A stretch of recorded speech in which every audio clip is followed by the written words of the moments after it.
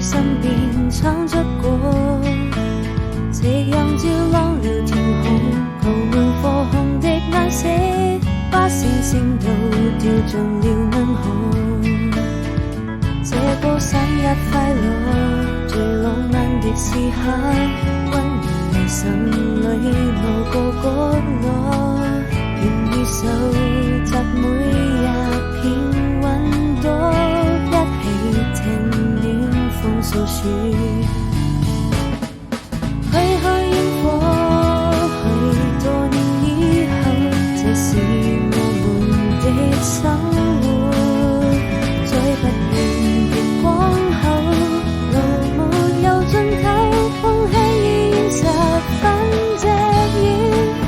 慢慢發現一種叫做對彼此的承諾，如今就已不再親密。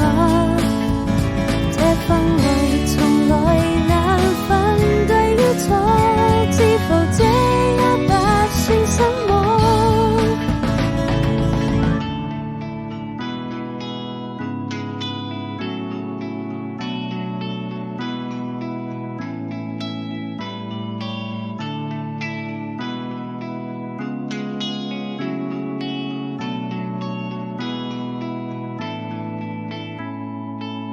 回味走過浪漫的篝火，我又在誰身邊闖出過，夕陽照亮了天空，鋪滿火紅的顏色，把星星都掉進了銀河。